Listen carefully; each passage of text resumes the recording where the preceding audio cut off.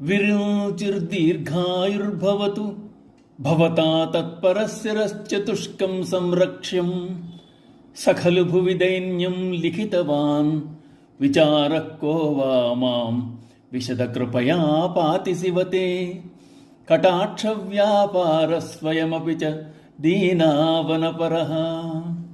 నిర్మల స్వరూపుడు అయిన పరమశివ, ఆ బ్రహ్మ భూలోకమునందున మా నుదుటిపైన దైన్యమును లిఖించుతున్నాడు. అయినా దీనజన రక్షణ ఎందు ఆసక్తి గల నీ క్రీగంటి చూపు దయతో మాకు రక్షణ కలిగించుచుండగా బ్రహ్మ వ్రాసిన నొసటి వ్రాత నన్నేమి చేయగలదు? ఇంక విచారమేమున్నది? విధాతకు చిరాయువు ప్రసాదించు. విధాత యొక్క మిగిలిన 4 సరస్సుల్ని నా రక్షింపబడనిమ్ము. ముందు శ్లోకంలో బ్రహ్మ వ్రాసిన నుదుటి వ్రాతం తుడిపి రక్షించమని ప్రార్థించిన శంకరులు ఈ శ్లోకంలో బ్రహ్మ ఏం వ్రాస్తే మాకేమిటి, ఆయన ఇష్టం వచ్చినట్టు వ్రాసుకొని మాకేమీ నష్టం లేదంటున్నారు. ఇంతలోనే అంత ధైర్యం ఎలా వచ్చింది అన్నదానికి సమాధానమే ప్రస్తుత శ్లోకం. శివ, బ్రహ్మ నరుల యొక్క ఫాలభాగమున దైన్యమును నింపి భూలోకమునకు పంపుతున్నాడు. మా నుదుటన దీనత్వం లిఖించిన దానిచే నీ కటాక్షమునకు పాత్రలేని మేము ఉపకారమునే పొందుతున్నాం. అందువలన నుదుట లిఖించబడిన బ్రహ్మరాత వలన మాకు భయం లేదు, మాకు ఏ విచారమూ లేదు. బ్రహ్మ యొక్క 5 తలల్లో పంచమ శిరమును ఎలాగూ ఛేదించి వేశావు.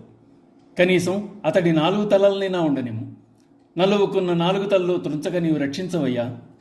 అతడిని దీర్ఘాయుష్మంతునిగా మననిము. మహాదేవా, సృష్టికారకుడైన బ్రహ్మ ఇకనైనా నీ కృపనుంది పరిపూర్ణ జీవితమును పొందుగాక. దుఃఖాలను దూరం చేసి దీనులను రక్షించే స్వామివి, దీనజన బాంధవుడువు నీవున్నావు.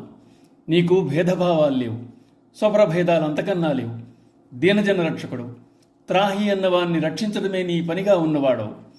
బ్రహ్మ వ్రాసిన తలవ్రాతనే మార్చివేయగల సమర్థుడవు, శాసకుడవు, దయాసముద్రుడవు, మాకు అభయప్రదాతవు. విధాత ఏ విధముగానైనా వ్రాసుకొని నీ కరుణా కటాక్ష వీక్షణాలు మాపై ప్రసరించినంతకాలం మేము భయం చెందవలసిన అవసరం లేదు. మా దైన్యస్థితిని చూచి కలతనుంది బ్రహ్మపై ఆగ్రహించకు. అతడికున్న 4 తలలనైనా మిగల్ని.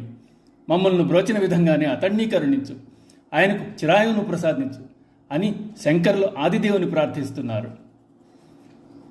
ఓం నమః శివాయ.